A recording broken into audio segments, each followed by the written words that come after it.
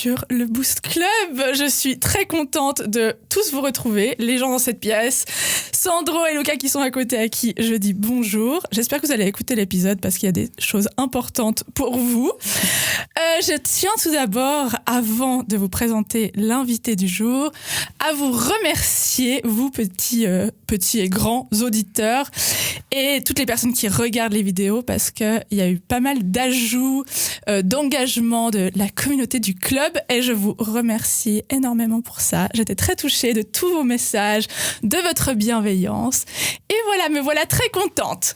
Maintenant, nous allons attaquer un sujet dans lequel je suis vraiment zéro.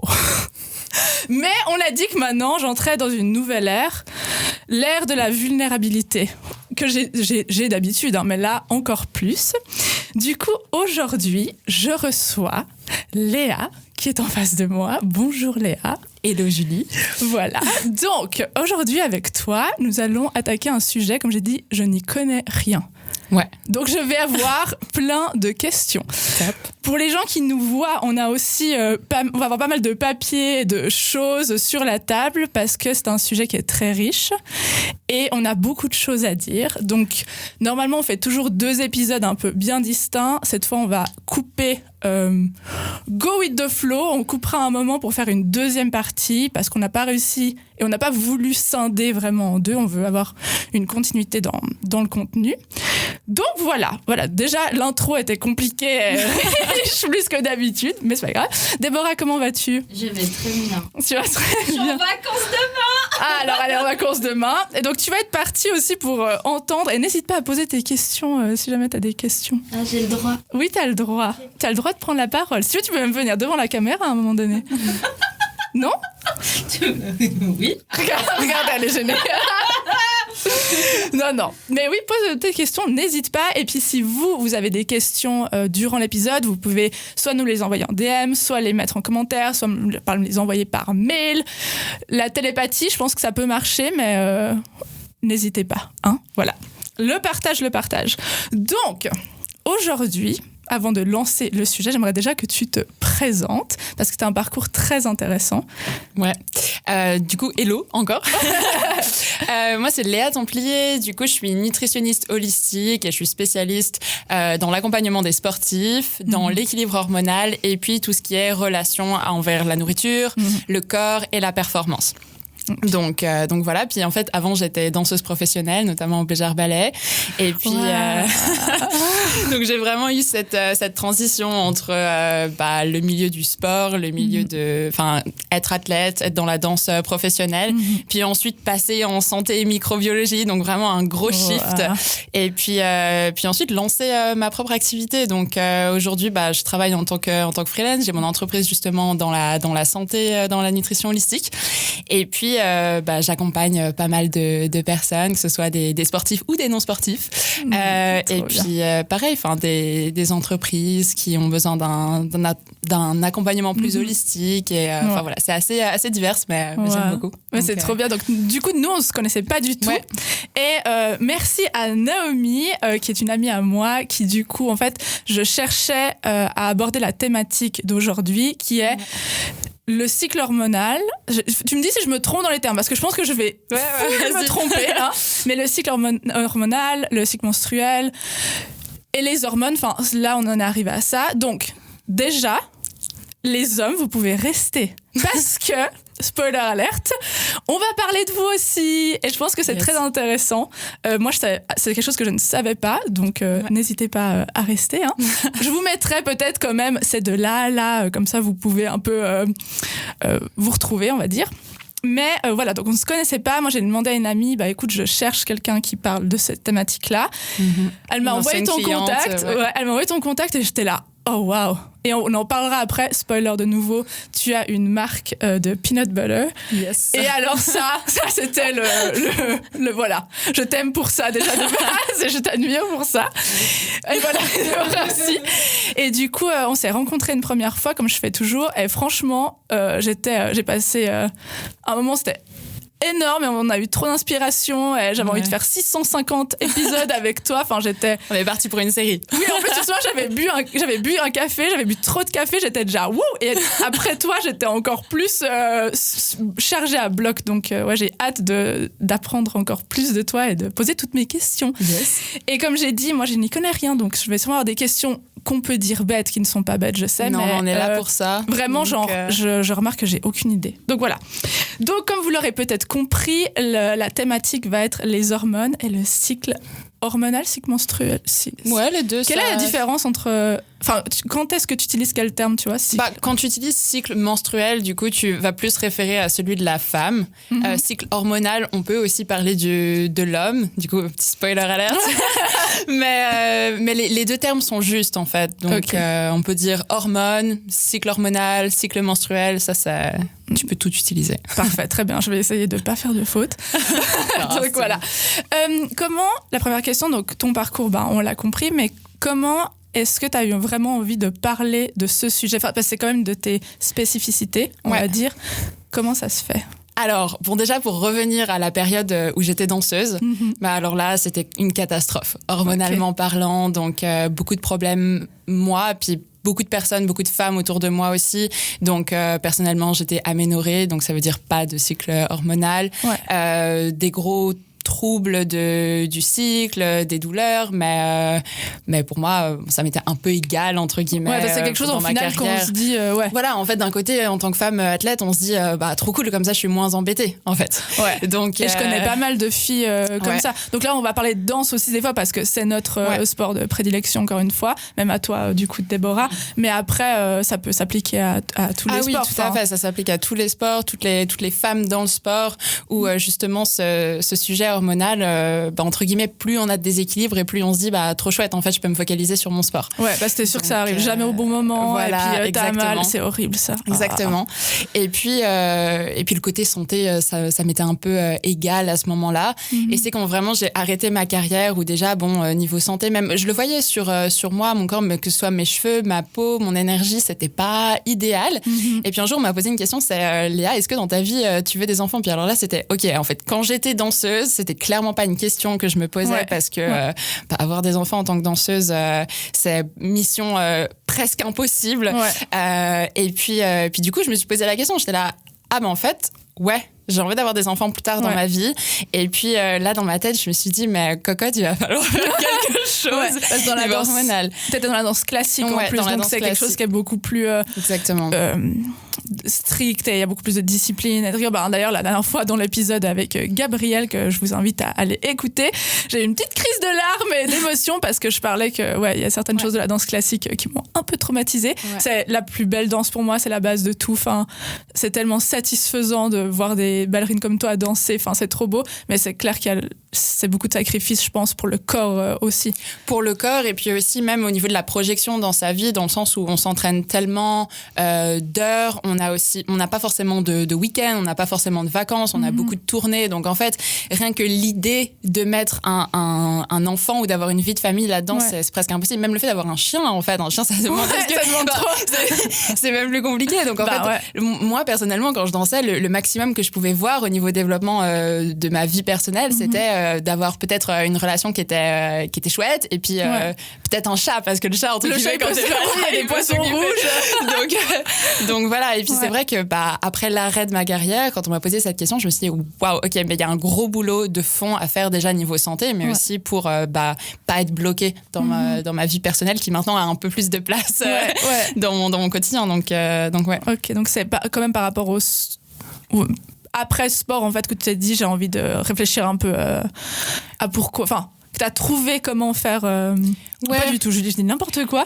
mais j'arrive pas à formuler ma question. Mais ce déclic, c'était plutôt après le sport, plutôt que pendant, où tu t'es dit, j'ai pas mes règles, je suis pas bien, qu'est-ce qui se passe, et je m'intéresse à ça. C'était plutôt Ouais, après. alors j'aurais préféré que mon déclic il vienne plus tôt, pour être honnête. Ouais. Et du coup, c'est aussi pour ça que maintenant, je sensibilise des jeunes filles, des jeunes athlètes, parce que vraiment, c'est un sujet qui est très, très commun dans le sport. Puis on n'a pas envie d'y penser, mais ça a un impact sur notre vie. Puis en fait, avant d'être un sportif, avant d'être une danseuse, avant d'être un athlète, on est humain, on est femme. Et donc, du coup, si ça fonctionne bien, on peut être encore meilleur ou pouvoir se développer plus dans notre sport. Donc oui, pour moi, c'est venu après, mais justement, j'aimerais bien changer un peu la tendance et que ce soit moins tabou. Oui, puis c'est tabou, puis je pense comme tu dis, on s'y intéresse pas. Enfin, c'est ce que je te disais ce matin hors micro. Moi, c'est vraiment un truc auquel, et j'y ai réfléchi là, depuis qu'on s'est vu et que aujourd'hui je me suis dit, on tourne. En fait, je prends pas ça en considération et je suis sûre que je vais apprendre des choses où vous me verrez après sur les réseaux sociaux à dire en fait j'ai appris ça, c'est fou, ça a changé ma vie. Le but du Boost Club, exactement. Et là, ça va encore. Enfin, j'ai l'impression d'être en immersion et expérimenter complètement. Donc, tu as un peu répondu à un petit teasing pour la suite, mais ça, les hormones ont une influence sur les performances sportives. Ouais. Mais est-ce qu'on peut reprendre un peu le b.a.-ba avant ça ? Je m'assieds confortablement et je vais te poser la question, est-ce que tu peux expliquer vraiment qu'est-ce que c'est les hormones ? Enfin, pourquoi est-ce qu'on en a besoin dans le corps ? Pourquoi c'est si important ? Et qu'est-ce que c'est ? Ouais, alors déjà pour revenir un petit peu de mes informations, je les sors pas de nulle part. Ah bon ? En fait, justement, quand il y a eu cette transition, donc en plus de mes études en santé et microbiologie, après j'ai vraiment passé 2 ans à faire de la recherche dans les hormones. Donc déjà de comprendre, ok, vraiment notre cycle hormonal. J'ai commencé par la femme et en fait comment notre cycle hormonal il fonctionne, mais plus en détail. Mm-hmm. Comment est-ce que ça se passe ? Quelle hormone a besoin de quoi, etc., etc. À partir de ça, après j'ai dit ok, mais en fait dans les aliments, dans ce qu'on a en fait tous les jours dans notre quotidien, quelle est la corrélation entre nos hormones, leurs besoins et les aliments. Donc après j'ai cherché, ça après c'est moi, je suis un peu nerd, mais j'ai cherché vraiment les molécules de tel aliment, il va nous apporter ça dans le corps, donc du coup on peut l'utiliser pour ça. Mais waouh, magique, en fait on a tout à disposition. Et puis donc ça c'était vraiment la partie recherche. Puis après il y a eu la partie test, parce qu'une fois que la méthode elle a été mise en place, il y a eu la partie test. Puis j'ai testé sur moi déjà. J'étais la première personne où je pouvais tester. Ouais. Et puis avec tous les déséquilibres, c'est vrai qu'il y avait de quoi faire. J'étais la meilleure personne pour le faire, c'est super. Voilà. Et puis une fois que ça a été efficace sur moi, j'ai testé sur plus de personnes. Donc j'ai pris plusieurs patientes et puis on a testé. Et puis petit spoiler alerte, c'est efficace. Donc du coup, ça marche. Donc c'est pour ça qu'on en parle aujourd'hui. Donc les infos elles ne sortent pas de nulle part. Il y a de la recherche derrière. Ouais. Mais du coup pour revenir à ta question, les hormones, à quoi ça sert dans le corps, c'est quoi ? Alors en fait il faut voir les hormones comme des messagers pour nos organes, donc ils viennent transmettre les informations. Ok, comment est-ce que toi tu vas agir là-dessus, tu vas agir sur ça. Donc vraiment c'est un peu le rôle de chef d'orchestre de notre corps. Et puis du coup oui, on entend le mot hormone, puis dès qu'on entend le mot hormone, on va penser au cycle hormonal ou à nos hormones qui ont des caractères sexuels ou pour la reproduction. Mais on a plein d'autres hormones. Ouais. Et puis c'est vrai que il y a des fonctions qui sont très vitales là-dedans. Donc voilà, c'est un petit peu les chefs d'orchestre de notre corps. J'ai une question bête. Dis-moi. Et là, il n'y a pas de question bête. Mais c'est vraiment complète transparence. Tu vois, par exemple, tu me dis un muscle, ok, je visualise comme ça. Les hormones, ça se matérialise, comment c'est sous quelle forme, tu vois ce que je veux dire ? Ouais, alors, pour répondre à ta question, c'est pas, tu vas pas la voir comme ça, tu vois. C'est vraiment des sortes de neurotransmetteurs. Donc du coup, c'est comme si tu me demandes une molécule, ça ressemble à quoi ? Mais voilà, donc c'est plutôt genre neurotransmetteur. Voilà, c'était ça ma question. Ouais. Et puis après il y a plusieurs hormones différentes. Elles vont avoir une forme un petit peu différente. Elles ont toutes des fonctionnalités aussi différentes. Après, elles fonctionnent en commun puisque on est un corps. Ouais. Donc elles s'organisent ensemble. Ouais. Mais elles ont des fonctions assez spécifiques, mais tu peux pas vraiment la matérialiser en te disant, même un muscle, au final, si tu regardes un muscle, sûr. Non, mais tu vois, pour visualiser un peu dans quelle partie alors, c'est tout petit. Ouais. Ok. Ouais. Mais c'est ce que disait aussi Kevin, qui est coach sportif, qui était venu. Il avait fait une métaphore en disant le corps, c'est comme une entreprise. Ouais. Et que si y a quelque chose qui marche pas, tout le reste est un peu déréglé. Ça revient exactement à ce que tu disais. Exactement. Donc, il y a différentes hormones. Ouais. Est-ce que les principales, du coup, c'est quoi? Ouais, alors Prenez déjà- tous vos papiers, notez. Allez, de toute façon, je ferai des petits récaps sur Insta en le faisant valider par The Queen, hein. Mais on va essayer d'énumérer. Bon, déjà, on en a vraiment plein, mais je vais prendre les principales, Ok. celles dont on entend parler ou sûrement tous, on a déjà entendu au moins une fois Ouais. dans notre vie. Donc, on a déjà le cortisol qui est l'hormone du stress. Tada. You want to see some cortisol? It's me. Donc voilà, on a le cortisol qui est vraiment cette hormone qui va réguler le stress. Ok. Enfin, pas forcément qui va le réguler, mais vraiment qui s'active en fonction, du stress. Ensuite, on aura la sérotonine qui va être l'hormone du bonheur dans le sens ce contentement, cette sensation un petit peu de plénitude et puis qui va aussi être responsable de notre équilibre émotionnel. Donc on va En fait, je vais sortir de cet épisode, je vais être là. Mais en fait, je ne suis pas qu'hypersensible, je suis complètement déréglée de mes hormones. Mais c'est sûr. Mais oui, mais à part ça, je le vois arriver gros comme une maison, ça. Où je vais Alors- sortir et je vais être là. Ah. l'un n'empêche pas l'autre, dans le sens où on peut être hypersensible, mais Ah oui, c'est- avoir des déséquilibres hormonaux qui t'aident pas, disons. Ah, mais exact. Ouais, relate. Vas-y. Donc voilà. Après, on va avoir la dopamine, qui est aussi une hormone du plaisir, mais ça va être plus ce plaisir immédiat. Ok. Donc voilà, là dans le sport, on va en parler clairement plus en détail. Ouais.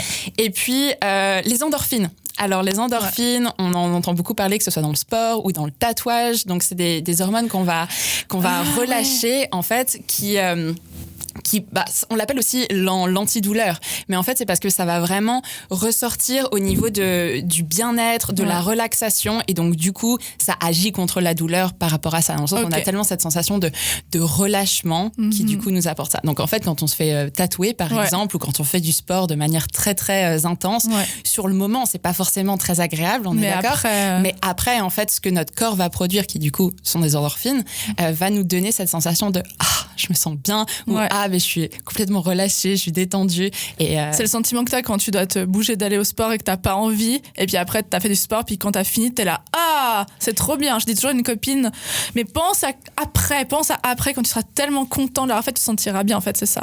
ouais, on a d'autres hormones aussi qui vont aider par rapport à cette sensation-là. Mais là, je dirais que les endorphines, c'est plus cette sensation un petit peu directement après que le corps va relâcher tellement il a eu quelque chose Ok. d'intense. En fait, Ouais. c'est là, ok, tiens, c'est un peu ta récompense. Ta récompense. entre guillemets. Relax. Donc voilà. Et puis, alors après, on a aussi l'insuline. On en entend beaucoup parler dans Ah ouais. d'autres sujets. Donc, au niveau de la régulation de la glycémie. Donc, l'insuline, c'est un peu l'hormone de la nutrition. Donc voilà, ça c'est une hormone aussi importante dans notre corps. Enfin, elles sont toutes importantes, je Ouais. dis pas. Non, mais il y en a qui sont dans Mais, certains sujets. Ouais. Voilà. Et puis, alors, les hormones thyroïdiennes, donc ça, pareil, on en entend beaucoup parler on entend, j'ai des problèmes de thyroïde, Oui, ou ça, oui, ou oui, ça. oui. Et en fait, les hormones thyroïdiennes, c'est elles qui viennent réguler notre métabolisme. Donc, c'est pour ça qu'en fonction de certains problèmes de thyroïde, on peut soit être en sous-poids, avoir du mal à prendre du poids, ou si on peut aussi avoir du mal à perdre du poids. Donc, en fait, des problèmes de surpoids qui peuvent être à cause des hormones thyroïdiennes, parce que du coup, c'est responsable de notre métabolisme. Ok. Donc voilà, après on a quoi? On a la mélatonine, ça on entend Ça, c'est parler. avec le sommeil. Exactement, c'est l'hormone du sommeil. Une de Tu bonne. vois, tu ne sais pas rien. Non, mais c'est déjà, alors attendez, parce qu'on a des notes, autant vous dire que j'ai des questions qu'il faut que je regarde, parce que j'ai vraiment envie d'apprendre énormément. Et j'aurais bien voulu les noter direct, parce que je pense que je vais dire faux plein de fois, mais je vais essayer de me concentrer. Ah, mais t'inquiète, sinon je suis là pour toi. Et puis, on a l'adrénaline aussi. Ça, ouais. pareil, on en entend parler. Donc, l'adrénaline, c'est notre hormone de l'urgence. En fait, elle va nous servir quand on doit tout de suite réagir à quelque chose. Donc, on va l'utiliser pour d'autres situations. Pareil, dans le sport, l'adrénaline, elle va venir parce qu'on veut être réactif, etc. Ouais. Mais de base, c'est cette réaction qu'on a si on a un ours qui nous fonce dessus. Ouais. On va avoir une montée d'adrénaline qui est là. Ok, tu dois réagir maintenant. c'est mieux, effectivement. Voilà, donc c'est ce petit rush en fait qui vient, voilà, ça c'est l'adrénaline. Et puis ensuite, on a nuns hormones sexuelles, donc les œstrogènes, progestérone, testostérone, qui elles, du coup, sont donc les hormones sexuelles et reproductives, mais elles ont aussi plein d'autres fonctions dans notre corps. Et c'est ça qui est assez intéressant, c'est que on a tendance à mettre un petit peu nos hormones dans des boîtes, dans des catégories, en disant ok, toi t'es œstrogène, toi t'es testostérone, tu sers à ça, tu sers à ça. Mais si on regarde plus en détail, il y a plein d'autres fonctions vitales et au niveau du mécanisme du corps qui sont hyper importantes. Ok. Puis une autre hormone, ça on en entend un peu moins parler, c'est la GH, donc la Growth Hormone, qui est l'hormone de croissance. Et donc oui, que quand on en parle quand t'es plus jeune. Par exemple, mon frère, il avait de la peine. Il a eu un moment justement, il a pas grandi, puis il s'était posé des questions. Est-ce que il va encore grandir? Et je me souviens qu'il y avait eu un peu, on parlait de ça. Ouais, mais en fait cette hormone, elle va pas seulement être là quand on est enfant. En fait, elle va nous accompagner pendant toute notre vie. C'est celle qui fait que tu vieillis. J'aime pas cette hormone. Non, même pas forcément, mais dans le sens où c'est l'hormone de croissance, mais pas seulement la croissance, on grandit en taille, ou on se développe au niveau de nos formes. C'est vraiment la croissance plus en détail. Donc on va, par exemple, si t'as un muscle qui grandit, même si t'es vieux, tu vas quand même avoir de la croissance dans ton corps. Ouais, tu dépéris pas. Tu dépéris pas comme des pommes séchées. Exactement. Donc voilà, il y a aussi cette hormone qui est assez importante. Puis je pense que si il y a des athlètes, des sportifs qui nous écoutent, ils en ont entendu parler de cette hormone de croissance qui est importante. Donc voilà, ça c'est des hormones. J'ai trop de questions, genre j'ai plus tout envie de suivre mon et plan. on les a résumées quand même en prenant les plus importantes, mais voilà. Faut que je me souvienne de la question que j'ai maintenant pour après. Je la note comme maintenant, comme ça on essaie d'en parler, mais est-ce qu'il y a des compléments alimentaires avec cette hormone dans le sport? Enfin, tu vois, de l'hormone de croissance? Ouais, l'hormone de croissance. Ouais, il y a des compléments alimentaires. Voilà. Ouais, en fait, dans le sens où il y a des compléments alimentaires, des boosters pour tout, même si on parle au niveau de la testostérone, il y a des gens qui font des injections de testostérone. Est-ce que c'est bon? Est-ce que c'est pas bon? Bon, après, il y a... Voilà, il y a toujours c'est bon, oui, et puis comment c'est utilisé. Voilà. Donc, tous les excès ne sont jamais bons. Et d'ailleurs, je ne l'ai pas dit au début, mais je le redis, disclaimer, tout ce qu'on dit là, c'est général. On s'informe. Là, en l'occurrence, je m'informe vraiment de tout le sujet. Mais si vous voulez appliquer quelque chose, tournez-vous vers elle. C'est le but. C'est pourquoi le Boost Club est là. C'est pour mettre les gens en avant. Donc moi, je veux juste faire un exposé sur son travail, qu'elle expose son travail et ce qu'elle peut vous permettre d'avoir. Et puis après, tournez-vous vers elle parce que le corps, la santé, c'est pas une science exacte, on est des personnes uniques, c'est personnel. Donc ce qu'elle dit va peut-être pas, là maintenant, va peut-être pas aller sur vous. Donc voilà, ça c'est vraiment important, complètement, ce disclaimer. Voilà, pardon. Du coup, je t'ai coupé, pardon. Non, du coup, ces compléments, c'est comme pour tout, en fait, dans le sens où les compléments alimentaires, ils existent pour une raison. Et après, il y a aussi tout le marché, qui va derrière. Voilà. Et puis, il y a des personnes qui vont en avoir besoin, d'autres qui vont pas en avoir besoin. Et puis voilà, donc je pense que ce sujet des compléments, on peut vraiment l'élargir et puis aller en détail. Mais oui, du coup, il existe des boosters d'hormones de croissance, de testostérone, chimiques, parce que du coup, quand tu parles de compléments alimentaires, tu parles de chimiques. Après, il y a les compléments naturels, mais il y a aussi d'autres moyens. D'autres moyens qu'on va aborder. D'ailleurs, comme on vous a dit, ça va être un gros sujet qu'on va séparer en deux. On ne sait pas encore exactement où on va le couper en deux. On a un peu une idée, mais... With the flow. With the flow. Et dans la deuxième partie, en tout cas, on va parler plus nutrition aussi. Donc, si vous avez des questions ou si vous pensez déjà à des choses qui pourraient vous intéresser, n'hésitez pas à écouter la deuxième partie. On est toujours dans les bases. Dans toutes les hormones que tu as citées, différentes, est-ce que c'est les mêmes chez la femme et chez l'homme? Ou est-ce qu'il y en a qui sont que chez la femme ou est-ce qu'il y en a qui sont que chez l'homme? Alors, déjà, les hormones, avant d'être femme, homme, on est humain. Donc, en fait, c'est vraiment une base commune. Et même quand on regarde au niveau des hormones sexuelles, donc du coup, oestrogène, progestérone, testostérone, on a en fait cette même base pour les deux. Et ce qui est assez intéressant, parce que même à l'école, on apprend, en fait, la femme, c'est oestrogène, progestérone, et puis les hommes, c'est la testostérone. Et en fait, quand on regarde vraiment plus en détail, on est là, non, en fait, on a cette même base, on a ce trio qui est chez les deux. Okay. Après, elles vont avoir des fonctionnalités différentes. Ça, c'est clair. Elles vont être produites par différentes parties de notre corps, que ce soit chez l'homme ou chez la femme, parce que l'homme, il a pas d'ovaire, et puis nous, on n'a pas de testicules. Donc, je veux dire, déjà, à partir de là, c'est clair qu'on va pas les produire de la même manière, et puis on va pas produire les mêmes quantités, et ça va pas forcément avoir les mêmes fonctions. Ok. Mais on a cette même base. Après, voilà, donc si on prend les hommes, ils vont avoir une prédominance vraiment de testostérone, qui est leur hormone principale au niveau de ces trois-là.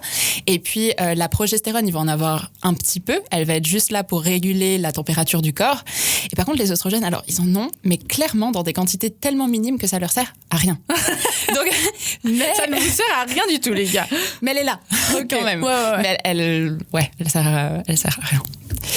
Et puis chez les femmes, du coup, c'est un petit peu différent. On n'a pas une hormone qui nous sert un peu à rien. Bah oui, parce que nous, on utilise tout. On vous aime, les hommes. Je vous aime vraiment très fort. Ne vous inquiétez pas. Mais ce fact, on utilise tout à bon escient. Après, du coup, nous, chez les femmes, ça va être principalement les oestrogènes et la progestérone. Mais la testostérone, on en a. On en a en moins grande quantité que les hommes, ça c'est clair. Mais elle va être hyper importante. On l'utilise dans quoi, par exemple? Alors, en fait, la testostérone, elle va être responsable du métabolisme, de la croissance musculaire, en fait, principalement, de la mémoire et puis de la libido. Donc, en fait, homme ou femme, on a besoin de ça. Ouais. Donc, en fait, c'est pour ça qu'on a des moments de notre cycle, que ce soit homme ou femme, où on va être plus propice à apprendre à mémoriser, parce que du coup, on a plus de testostérone, et donc du coup, notre mémoire, elle est plus efficace. Pareil pour la croissance musculaire. Pareil pour la libido. Et je pense que quelque chose qu'on peut voir un peu de manière plus obvious, c'est vraiment la libido. On a des pics, et puis des fois, on se dit, qu'est-ce qui se passe là? Mais en fait, si on regarde un peu plus dans notre corps, on est là, tiens, ok. Et d'ailleurs, c'est un bon signe, en fait, pour quand on a une perte de libido ou qu'on ne comprend pas trop ce qui se passe, de regarder, est-ce que dans mon corps, au niveau de ma santé, est-ce que j'ai un déficit peut-être de testostérone, ou est-ce qu'il y a quelque chose qui fonctionne moins bien? Trop intéressant. Donc, voilà. Il y a tellement de choses qui se passent dans ma tête, je vous jure. Peut-être que j'ai un peu une tête comme ça tout le long de l'épisode, mais parce que waouh, c'est tellement riche.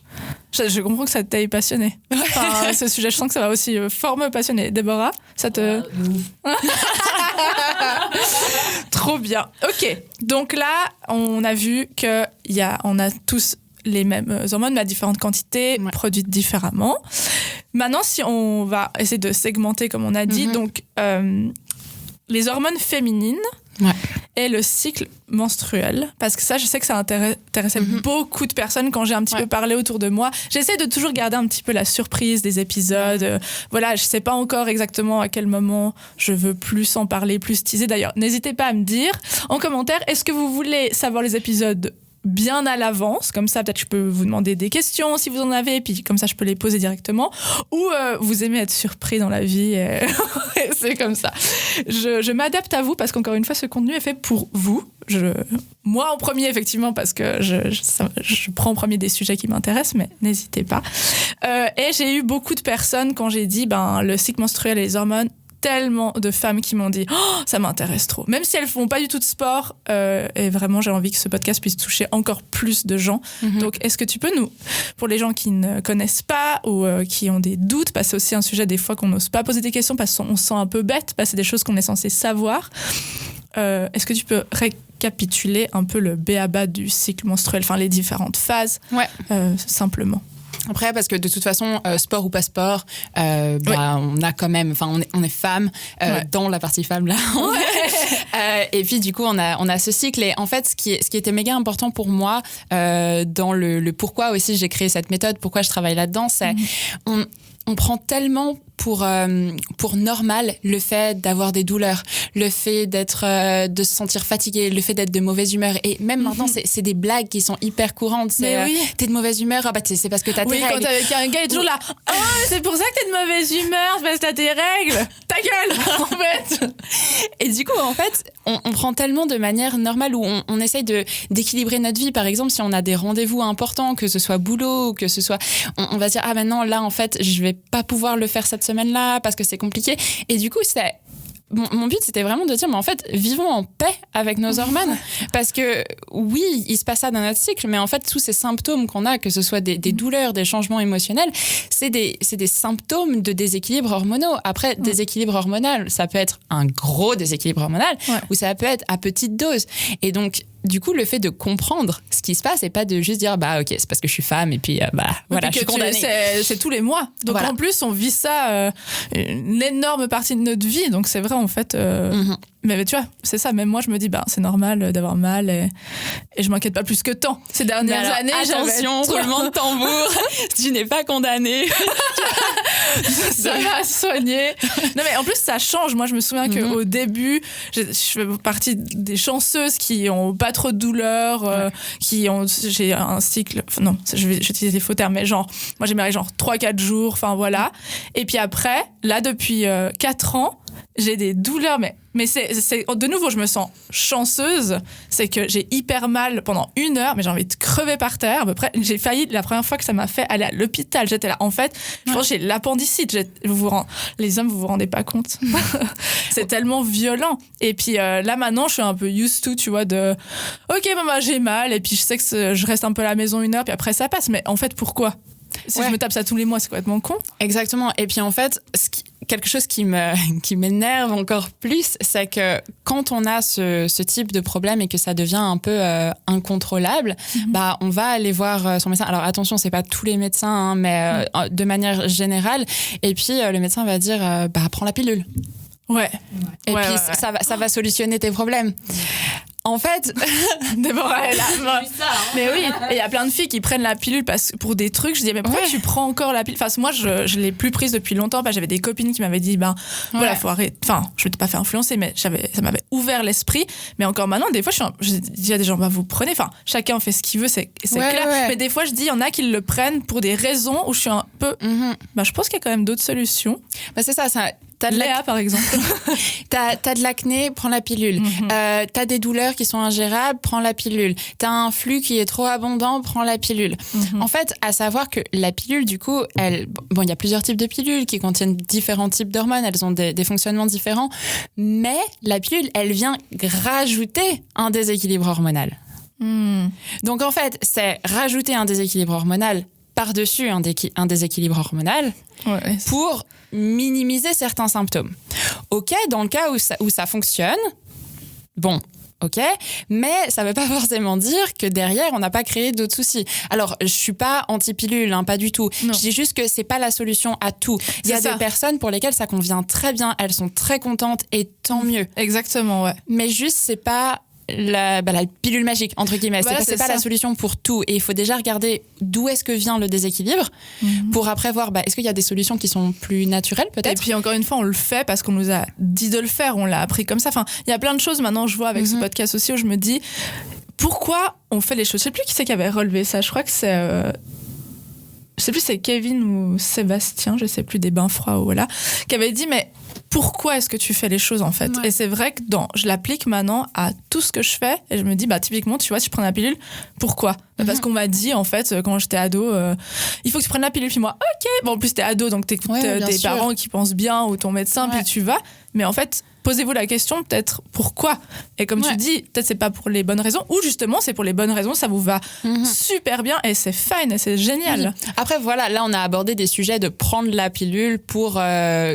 aider, cacher certains symptômes. Après, la pilule de base, elle est contraceptive et puis c'est un mode de contraception qui est tout à fait à prendre en considération. Mais juste si elle vient juste pour aider, soi-disant. J'ai du mal à utiliser le mot aider parce que ça aide pas vraiment. Mais voilà, c'est là où du coup, je me suis dit, on a besoin de quelque chose et on a besoin d'en parler plus, de savoir que ça existe. Donc c'est pour ça que j'avais envie de faire cet épisode. Je pense que je vais être maladroite, être désolée d'avance de dire des mots faux, de peut-être catégoriser ou je vais sur un terrain que je ne connais pas. Je suis aussi peut-être un peu plus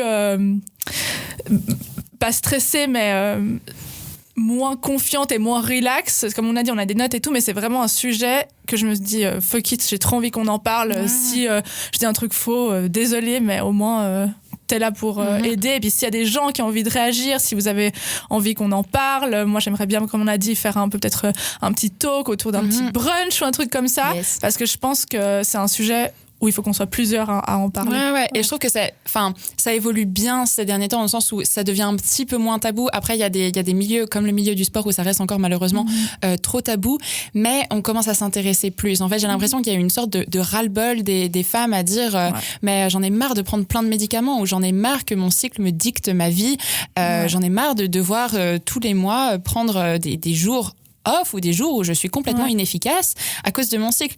Et donc, du coup, il y a eu plus d'intérêt. Après, quelque chose qui me réjouit, que j'aimerais bien que ce soit un petit peu plus, mais des hommes aussi qui se sont intéressés à mes séances de coaching pour les femmes, pour mieux comprendre leur partenaire ou mieux savoir comment je peux accompagner ça. Ouais, Green flag. Green flag, les hommes. Bravo. Mais aussi pouvoir, ça aide aussi l'homme, hein, dans le sens où dans le couple, du coup, le sujet des hormones est quand même assez important. Puis de comprendre son partenaire, de comprendre aussi comment se positionner en tant qu'homme, et puis de savoir dans pourquoi. les différences. Voilà, donc c'est assez intéressant.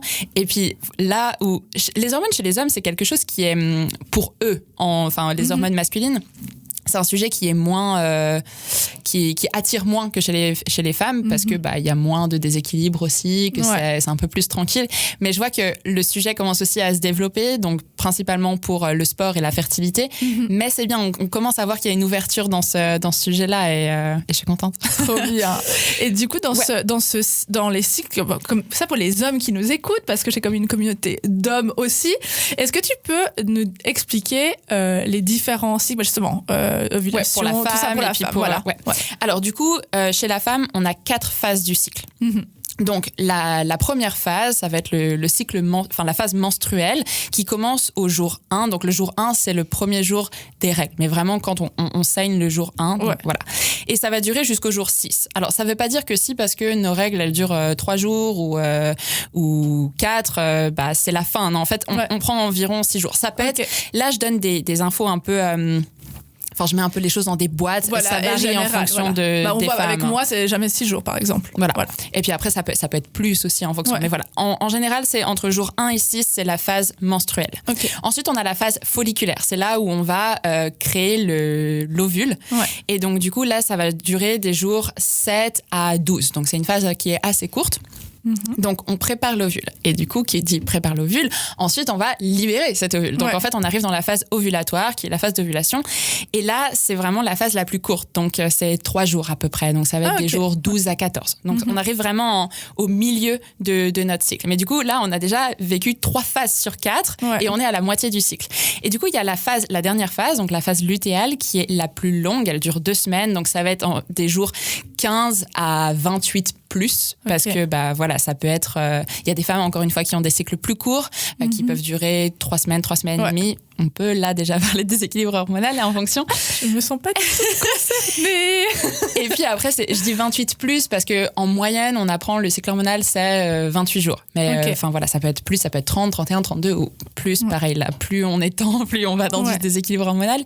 Mais voilà, on a ces 4 phases. Donc la phase menstruelle, la phase folliculaire où on prépare l'ovule, la phase ovulatoire où on va libérer l'ovule, et ensuite la phase lutéale où du coup cet ovule, soit il va être utilisé, soit il n'est pas utilisé, et puis il se dégrade. Et la phase lutéale, elle dure jusqu'au premier jour des prochaines règles, donc du cycle suivant. Et du coup, par exemple, si tu as des phases de ta vie où tu as un plus long cycle et des fois plus court, c'est juste tes hormones, elles varient, puis des fois tu es déséquilibré, des fois pas. Et... Ouais. C'est ça un peu. Alors en fait, il y a plusieurs choses qui affectent le cycle hormonal. Ça peut être le stress, ça peut être l'alimentation, ça peut être le sport, ça peut être même des causes émotionnelles. Donc là, ça va être aussi lié au stress, mais dans le sens où le cycle, il peut avoir, donc on en a parlé avant, il peut y avoir des micro-déséquilibres ou des plus gros déséquilibres, et ça varie. Et c'est là où c'est assez intéressant d'observer qu'est-ce qui se passe. En fait, qu'est-ce qui s'est passé ce mois-ci et qu'est-ce qui s'est passé dans ma vie. Toujours à savoir qu'il y a un petit délai de retardement, dans le sens qu'il va se passer quelque chose, puis ça va avoir un impact après sur le cycle hormonal. C'est tellement dur, je trouve ça, à analyser ce qui s'est passé dans ta vie, surtout nous qui avons des vies à 100 à l'heure, de se dire, quand on te dit, mais il y a quelque chose qui s'est passé, t'es là. Alors, autant vous dire qu'en une journée, je vis 50 journées comparé à beaucoup de gens, donc du coup, je trouve que c'est très dur à se poser. Faudrait genre écrire, tu conseillerais quoi, par exemple ? Il y a pas mal de choses déjà, on va en parler aujourd'hui, c'est de comprendre un petit peu ce qui se passe dans chaque phase, donc de pas un petit peu tirer des lignes trop directes, parce que des fois il y a des choses qui peuvent se passer qui sont tout à fait normales, et c'est parce que on a quand même un cycle hormonal avec des taux d'énergie différents, donc je vais en parler un petit peu plus par phase, mais de pas juste dire si mon cycle hormonal il est équilibré, je vais avoir tout le temps le même taux d'énergie tout le mois. Non. Ouais. C'est de comprendre en fait ce qui se passe. Ensuite, par rapport à ce qui se passe, et si on observe que mois par mois, il y a un petit peu des changements qui sont vraiment intenses, par exemple plus de douleur, ou là, typiquement ce mois-là, j'ai pas trop eu de douleur, ou mon énergie, elle était mieux et tout. Dans ces cas-là, regardez un petit peu ce qui se passe au fur et à mesure. On peut lister une liste, on peut faire une liste de symptômes en fait. Ça peut être, j'ai perdu pas mal de cheveux, ou je sens que j'ai des douleurs. Les cheveux, c'est ça. Ouais. Les cheveux aussi. Je me dis, franchement, je vais être là, je crois que c'était le faire. En fait, c'était peut-être trop ça. Ok. Et puis du coup, en fait, oui, on peut noter les symptômes. Après, on peut noter des choses où on ne sait pas si c'est vraiment ça ou pas. Mais juste faire une liste et puis de voir un petit peu l'évolution de, ok, ça, je vois que ça revient plusieurs fois. Où j'ai senti, là, j'ai pas eu de douleur. Ah, mais tiens, j'ai pas eu non plus cet autre type de symptômes. Puis après, voilà, c'est un peu les rôles comme moi, ce que je fais, ou de voir un endocrinologue si on veut vraiment aller voir le médecin des hormones. Ouais. Mais typiquement, moi, je vais demander à mes patients de lister ces choses-là et puis je vais regarder après. Oui, par rapport à cette courbe, par rapport à telle phase, par rapport à ta vie. Bon, voilà. Là, moi, je vais tirer une ligne là, mais pas forcément de dire j'ai perdu des cheveux, alors j'ai un déséquilibre hormonal. Voilà. Donc, c'est pas forcément toujours direct. Mais prendre des notes, c'est très bien. D'accord. Il faut le faire aussi, parce que moi je dis ça, mais en fait je crois que je le fais pas. Mais je devrais. Mais typiquement, il y a des applications ou même dans le téléphone au niveau des émotions. Moi j'utilise beaucoup ça pour mes clients en général, de rentrer les émotions. Donc ça peut être de faire tellement d'émotions. Ouais, mais c'est très bien en fait, parce que soit tu peux le faire de manière ok, là j'ai vraiment envie de savoir ce qui se passe, donc je me dis je le fais minimum 2 fois par jour. Ou alors juste de se dire là je sais pas trop comment je me sens, tiens je le rentre. Et il y a une application que j'aime beaucoup qui s'appelle How We Feel. Malheureusement elle est disponible que en anglais, mais sinon d'utiliser Apple Health, les applications de santé sur Apple ou sur Samsung, ça fonctionne très bien aussi. Et en fait ça aide juste à poser des mots. Souvent on a un peu tendance à être là, je sais pas, je me sens un peu bizarre ou je sais pas trop ce qui se passe. Pas les bons termes. Et en fait, le fait de voir tous ces mots, déjà en fait, ce que j'aime dans How We Feel, c'est que on nous pose la question comme ton énergie, est-ce qu'elle est haute, basse, est-ce que tu sens plutôt bien ou bof. Et ça, c'est une question qu'on peut souvent répondre en fait. Est-ce que ton énergie elle est haute ou basse, ou est-ce que tu te sens plutôt bien mentalement ou pas trop bien mentalement. C'est une question on peut répondre assez facilement. Et une fois qu'on a cliqué sur l'option des 4 qui correspond le plus, on a énormément de mots qui apparaissent et là en fait on peut arriver à poser petit à petit des mots. Et puis si on sait pas trop, tiens, anxieuse, c'est quoi être anxieuse? Quand tu cliques sur le mot, ça te met une petite phrase de description. Trop bien. Et du coup c'est super cool parce que toi t'apprends en fait déjà être anxieuse, comment tu te sens. Et en fait peut-être que je pensais que j'étais anxieuse, mais c'est pas le cas. Peut-être qu'en fait je me sens... Moi je crois que je sais bien ce que c'est l'anxiété, mais en fait je pense que ça donne aussi typiquement moi maintenant j'ai appris aussi à dire je suis en train d'être anxieuse ou de dire je fais une crise d'angoisse, ça m'arrive, et en fait maintenant j'essaie d'enlever de mon vocabulaire parce que je suis là, non, je suis anxieuse, je ne fais pas une crise d'angoisse, c'est 2 choses complètement différentes. Et en fait comme tu disais, de nouveau c'est des choses qu'on dit mais on sait pas vraiment pourquoi, donc peut-être de voir une panoplie d'autres mots en fait que j'ai jamais vu entre parenthèses entre guillemets entre parenthèses entre guillemets, et je me dirais mais en fait c'est plutôt ça, donc trop bien cette application. Ouais, puis en fait du coup autant pour les hormones, parce qu'après ce qu'on peut faire c'est typiquement là je me sens un peu je me sens stressée ou je me sens triste, ou déjà d'arriver à savoir un petit peu plus comment tu te sens, ça aide. Et puis après de dire c'est ok en fait, je me sens un peu triste, qu'est-ce qui se passe, je suis en phase menstruelle ou je suis en phase lutéale, enfin voilà, on met un peu le contexte et on se dit c'est ok, mais je note l'info. Donc du coup c'est assez intéressant. Puis justement pour revenir un petit peu à chaque phase du cycle hormonal, on a notre énergie qui change, et j'aime bien comparer ça à des saisons parce qu'en fait on a 4 saisons. Oui, t'avais dit ça. C'est juste. Du coup il y a 4 saisons, il y a 4 phases du cycle, et en fait quand on regarde vraiment plus au détail, même après quand on parlera un petit peu plus nutrition, si on regarde les types d'aliments, le type de repas qu'on a besoin, ça correspond aux saisons. Moi je trouve ça assez magique. Mais j'ai bien fait. Mais du coup la phase menstruelle ce sera notre phase plutôt hivernale, donc c'est l'hiver, et là on va le sentir, on a besoin d'être un petit peu plus cocon à la maison, on n'a pas trop d'énergie, tu vois, on a plus envie de se blottir, on est là genre ok on va le prendre tranquille. Bon sauf les skieurs qui vont à fond. Mais ce que je veux dire c'est que voilà, en général en hiver on a plus envie d'être à l'intérieur, d'être au chaud, et voilà. Donc c'est pareil, manger de la comfort food, exactement, manger des repas chauds, des soupes ou ce genre de trucs, en fait c'est ça. Donc notre phase menstruelle, on a vraiment on a moins d'énergie. Pourquoi? Parce qu'en fait toutes nos hormones elles sont au plus bas. Donc en fait c'est logique. Ouais, bien sûr. Voilà. Ensuite, on a la phase folliculaire. Et là, la phase folliculaire, on a nos hormones, donc les oestrogènes qui commencent à réaugmenter. Ok. Et là, du coup, on commence à avoir un petit peu plus d'énergie.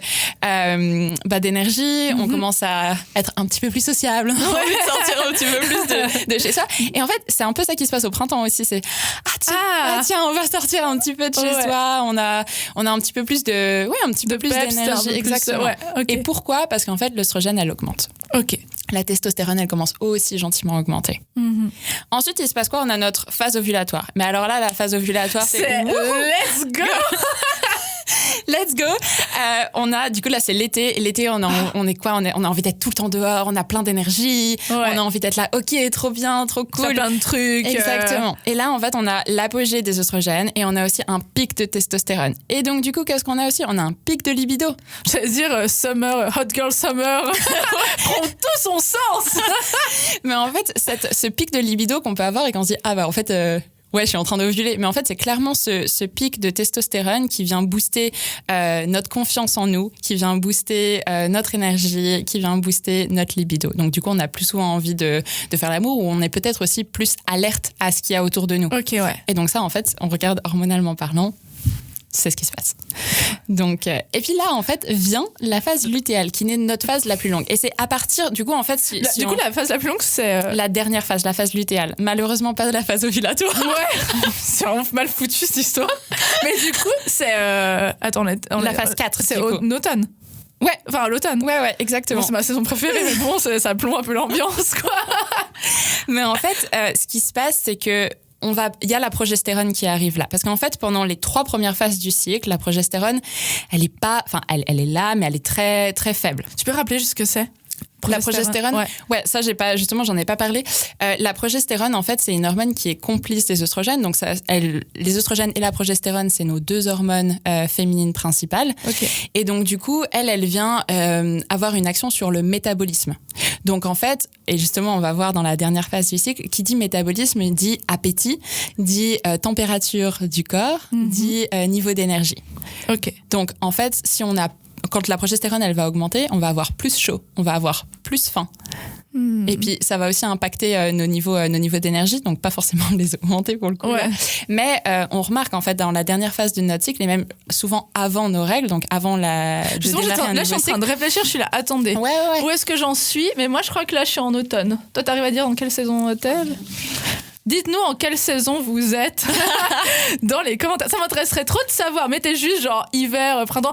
En plus, ceux qui n'ont pas écouté l'épisode, ils vont rien piger. Ça va être trop marrant de faire ça. Moi, je crois que je suis en automne. Genre, tu crèves la dalle. Ouais, alors c'est ça ou pas ?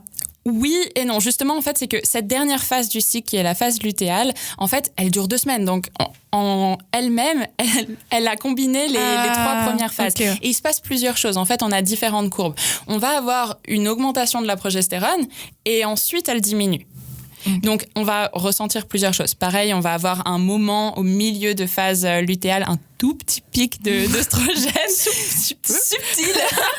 Mais il est quand même là. Donc, du coup, en fait, pour revenir un petit peu au fonctionnement, parce que je pense que ça va aider de comprendre les oestrogènes, la progestérone, la testostérone, comment ils fonctionnent. Du coup, l'œstrogène, c'est notre hormone féminine principale. Elle va être produite par les ovaires. Et donc, du coup, fonction principale, c'est les caractères sexuels secondaires, donc ce qu'on a appris à l'école, ce qu'on voit à l'adolescence qui se développe. Donc, voilà, les seins, même le déclenchement du cycle hormonal, enfin, voilà. Ensuite, elle a d'autres fonctions. On a parlé au tout début de dire, ok, ça, c'est nos hormones sexuelles, mais elles ont plein d'autres fonctions. Ouais. Typiquement, régénérer les os. C'est une fonction secondaire des oestrogènes. Mais quand même vachement important. Donc, il est trop bien cet épisode, on apprend un truc. Elle a aussi une influence sur le cerveau. Donc, qui dit influence sur le cerveau, dit influence sur nos émotions et aussi notre état mental. Tiens, intéressant de voir par rapport au cycle hormonal. Donc, émotion, mais aussi l'humeur. On a souvent notre humeur qui peut changer. Tiens, si on a tout le temps des changements d'humeur, peut-être qu'on a un petit déséquilibre d'œstrogène. Tiens, ce serait intéressant à regarder. Ça, c'est dans les symptômes à noter. C'est aussi quelque chose qui serait intéressant. Et puis ensuite, on a une autre fonction qui est sur la peau. Donc, le fait d'avoir une peau souple, une peau ferme, les oestrogènes, elles ont quelque chose à voir là-dedans. Et donc, du coup, des fois, on peut se dire, mais je comprends pas. Ou même le fait d'avoir des boutons, en fait, avant d'avoir ces règles. Ah, c'est ça. Ok, d'accord. Donc voilà. Donc ça, c'est pour nos oestrogènes. Ensuite, on a la progestérone. La progestérone, c'est un peu l'hormone complice ou l'hormone jumelle des oestrogènes. Donc c'est aussi une hormone qui est très importante. Elle intervient en deuxième partie du cycle. Et là, je dis pas la phase 2, je dis juste la deuxième moitié. Donc les 2 dernières semaines, c'est pour ça que je disais la phase 4. Oh là, j'ai dit plein de chiffres. Non, t'inquiète, je suis là, on s'accroche à la table, on essaie de... Non mais j'ai l'air d'une biche effarée, mais parce que j'essaie vraiment d'emmagasiner un maximum d'infos. Du coup, si on reprend le cycle, on a phase 1, menstruelle, phase 2, folliculaire, phase 3, ovulatoire. Ces 3 phases-là combinées, on en vient à jour 14, qui du coup, sur un cycle de 28 jours, c'est la moitié. Ok, ouais. Et guys, j'espère que vous avez pris des notes. Ouais, et que vous avez... Ça, vous sortez ça à votre premier date, pas le premier, mais ou à votre copine, où vous lui expliquez un peu tout. Je pense que là, vous gagnez 200 points. Et puis, souvent, j'utilise des schémas, des graphiques, mais on pourra peut-être les mettre en lien ou sur Instagram, comme ça aide à le voir visuellement. Oui, je pense qu'il va falloir. Ouais. Et puis, du coup, les 2 dernières semaines du cycle, là, c'est la phase lutéale, donc la phase 4. Et c'est là où la progestérone, elle va être active. En fait, on va avoir des fluctuations de progestérone. Ouais. Cette progestérone, elle nous sert à quoi ? En gros, elle agit sur la muqueuse de l'utérus, ça clairement au niveau de sa fonction principale, c'est elle qui va permettre l'arrivée des règles. Okay. Mais ensuite, sur ses fonctions secondaires, encore une fois avec des guillemets, elle a aidé les os à se régénérer. Ça veut dire qu'en fait, on a parlé des œstrogènes qui vont pouvoir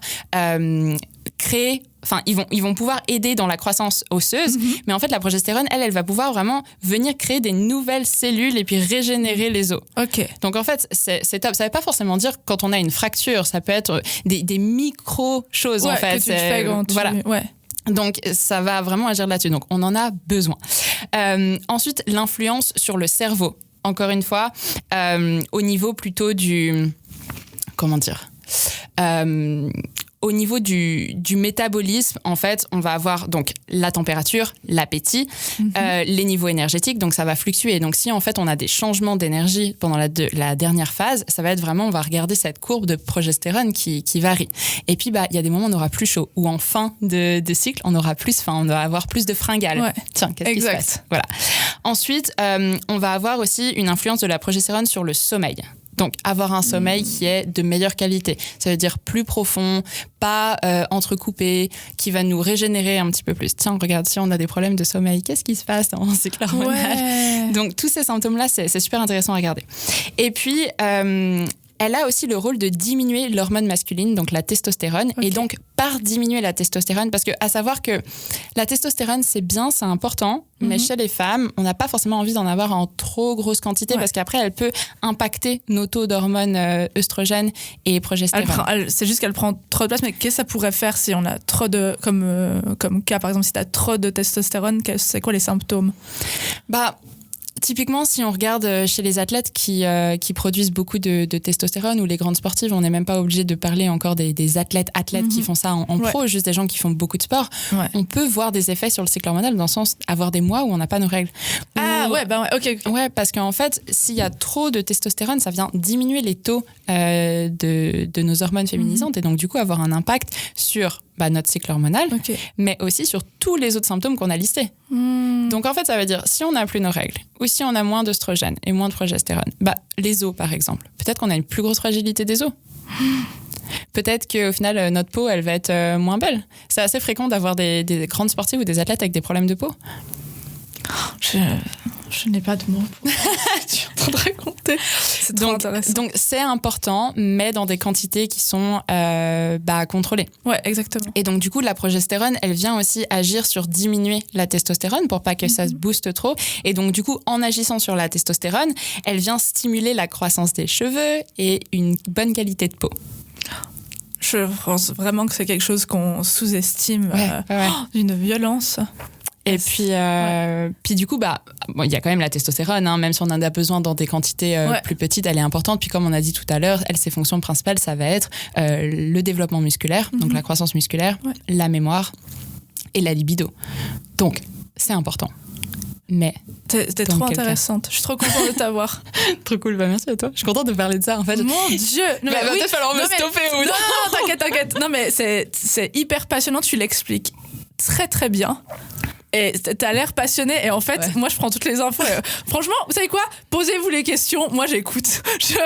En plus, je suis vraiment en train de plus en plus à me poser et être là. Ah ouais, et de voir ma vie défiler et de me dire, en fait, c'est ça peut-être. Je parle beaucoup avec les mains. Après, j'espère que ça va être clair aussi. Oui, c'est clair.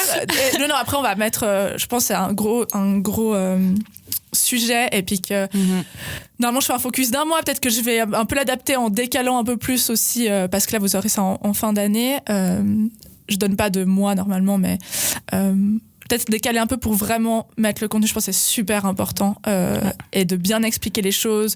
Encore une fois, si vous avez des questions, posez-les, il n'y a pas de questions bêtes. Non, justement, et je pense que c'est quand on voit là, juste moi j'ai 2-3 trucs où j'entends des copines qui ont parlé, et du coup je me dis, les filles, je vais vous envoyer l'épisode, mais direct. Non, mais clairement, c'est ça. En fait, on a tendance à se dire juste, soit je sais pas ce qui se passe, ou soit, bon, c'est comme ça, quoi. Enfin, c'est ma vie, c'est comme ça. Mais les hommes, du coup, ils ont aussi. Et oui. C'est là que, franchement, quand on s'est vu et que tu m'as dit ça, alors peut-être qu'il y a plein de gens qui le savent. Moi, désolée, je ne savais pas. Mais les hommes, ils ont aussi un cycle. Ouais, mais alors, c'est normal que tu saches pas. Honnêtement, j'aurais été étonnée même que tu le saches. Parce que je t'ai pas impressionnée.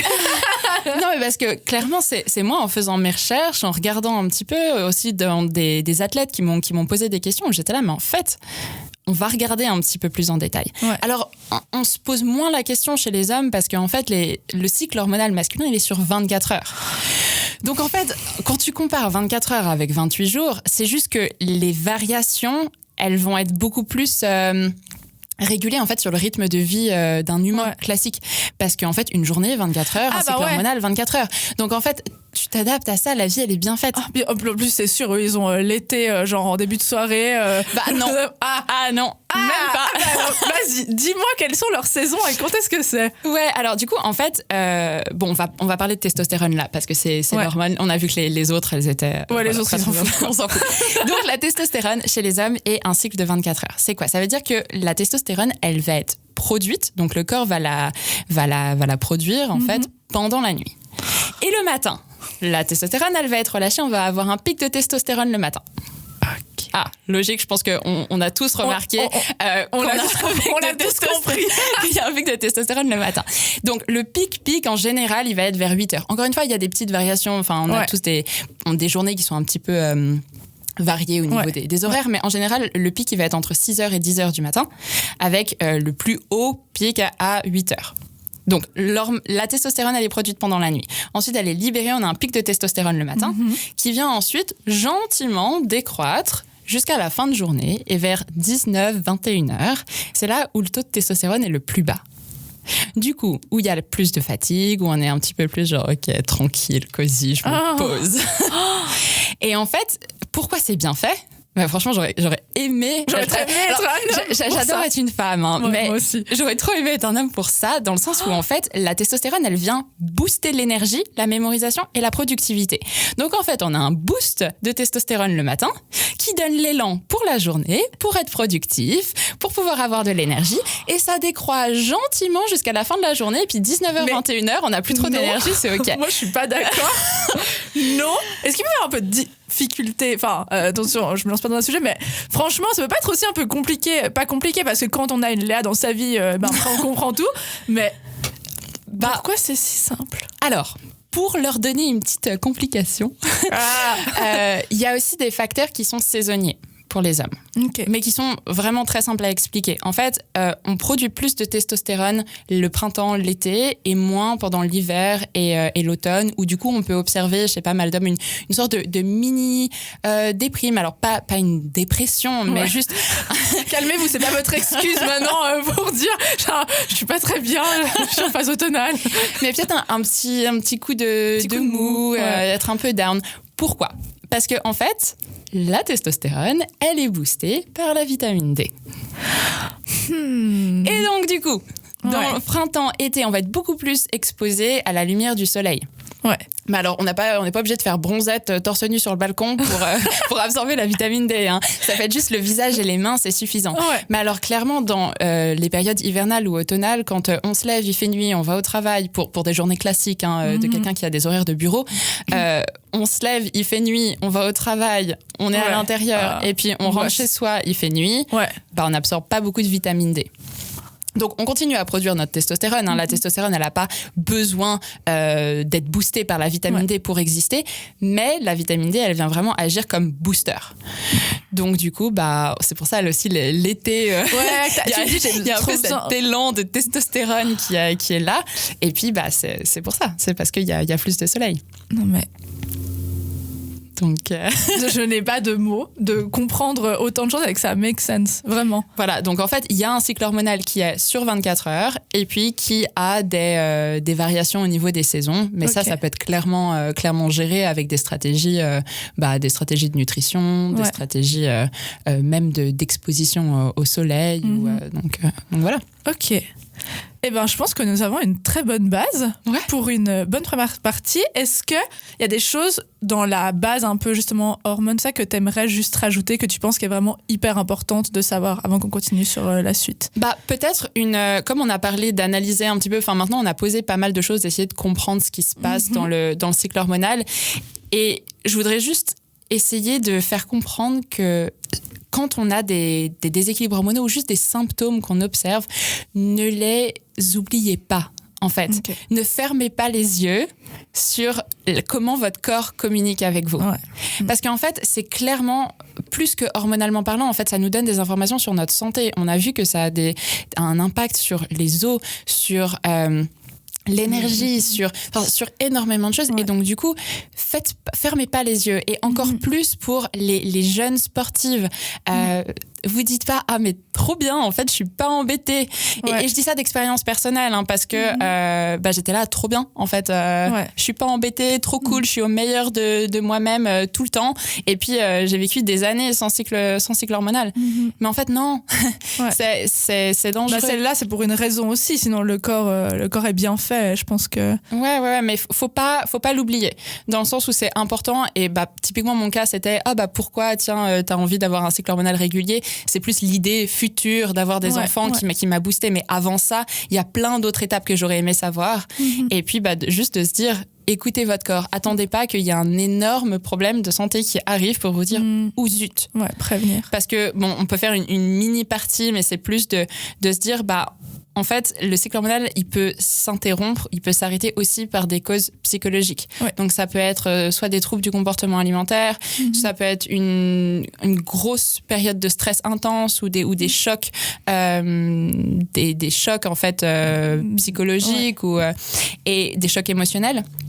Et en fait, de voir qu'est-ce qui a impacté ça, dans le sens le cycle hormonal, et surtout chez les femmes, c'est quelque chose qui vient tous les mois en théorie. Oui, comme on dit. Et donc, du coup, on peut voir souvent quand il y a un problème. Et donc, du coup, ça permet d'agir plus rapidement plutôt que d'attendre qu'il y ait des problèmes. Et des problèmes de tendons, des problèmes de prévenir. Comme on dit toujours ici, mieux vaut prévenir que guérir. Exactement. Vraiment, c'est un de... Donc, juste soyez attentifs, écoutez votre corps. Il donne plein d'infos. Oui, il faut les écouter. Donc, il faut les écouter. On les écoute un peu trop tard quand on est beaucoup plus mature, avec plus d'expérience. Et puis, au final... mais je pense que la société, elle change. Les gens, maintenant, ils sont plus jeunes, ils essayent de plus s'intéresser. Mais... Et puis, c'est pas un tabou. Et c'est pas un tabou. Mais je pense que c'est vraiment quelque chose au-delà d'un tabou qu'on ne s'intéresse pas du tout, en fait. Et là, ça ne m'étonne pas d'avoir appris beaucoup de choses. Et comme on l'a dit, là, en plus, c'est un peu en surface encore parce qu'il y a tellement de choses. Mais je pense qu'on va arrêter après la partie-là parce que dans le deuxième épisode, on va parler vraiment comment les hormones, elles interfèrent, elles peuvent améliorer ou pas les performances sportives chez la femme et chez l'homme. Et on parlera un petit peu nutrition pour vous aider. Donc, pour clôturer un petit peu ça, déjà, merci de tout ça, de ta passion et de partager en fait tout ça avec nous. Franchement, je me sens hyper chanceuse, donc merci à toi. Où est-ce que les gens peuvent te retrouver? Voilà, tu peux donner tous tes contacts, tout ce que tu as envie. Vas-y. Alors, je pense que je partage pas mal d'informations, de contenu. J'essaye au maximum en tout cas. Mais aussi tout ce qui est événements sur Instagram. Donc en fait, le compte s'appelle My Healthy Cook. Donc je pense qu'on pourra le mettre en lien, comme ça, ce sera plus simple. Comme d'habitude, je mets tout pendant un mois. Je vous bombarde et dans toutes les descriptions que vous regardez, que ce soit YouTube, sur les plateformes, il y a toujours tout. Ouais. Et puis après, il y a mon site internet, donc www.leatemplier.com, où ça, en fait, je vais poster des recettes, parler de mes services. Enfin, il va y avoir quand même des informations. Et sinon, je donne aussi des workshops, des conférences, des ateliers. Et ça, en fait, toutes ces informations-là, je les poste sur Instagram pour juste dire, bah voilà, ça c'est le calendrier du mois. Et puis, donc voilà. Moi, j'essaierai de synthétiser un peu 2-3 visuels que vous pouvez sauver et puis garder avec vous, que je fais toujours valider par mes intervenants. Je note pas ça comme ça en me disant j'ai bien appris. Non, ils valident toujours. Je mettrai comme d'habitude des extraits pertinents parce que je sais que des fois c'est des longs épisodes que vous n'avez peut-être pas le temps d'écouter tout de suite, donc je mets aussi synthétise un petit peu, mais je mets des reels avec des extraits qui sont pertinents, mais ça ne résume absolument pas tous les épisodes à chaque fois, donc n'hésitez pas à venir voir nos petites têtes sur YouTube et de bien sûr écouter sur toutes les plateformes d'écoute, de faire vos retours, de partager. Je pense que cet épisode plus que jamais est important. Je suis sûre que vous avez des amis qui en auront besoin, votre copain, votre conjoint, votre copine, peu importe, toute personne qui partage votre vie, peut-être pour en parler entre vous aussi, ou faire un petit talk avec la personne de votre choix pour dire t'as vu, t'as entendu ça, t'en penses quoi. Je pense que ça peut soulever pas mal de discussions. Et dites-nous en commentaire si vous avez envie. De toute façon, je le ferai, mais si vous avez envie de faire un petit talk ensemble par rapport à ça, abonnez-vous à son compte. Il est vraiment super. On apprend plein de choses. Les recettes ont l'air tellement délicieuses. Hier soir, je lui disais, j'ai trop envie de faire ça et de pas faire le repas que j'avais fait prévu le soir. Et voilà, partagez, mettez des petites étoiles sur les plateformes d'écoute. Franchement, ça aide beaucoup. Et puis voilà, je vous souhaite du coup à tous une bonne journée ou une bonne soirée. Mettez-vous cosy, écoutez cet épisode. J'espère que vous avez l'apprécié autant que je l'apprécie. Et merci encore à toi. Merci à toi. Ciao. Ciao.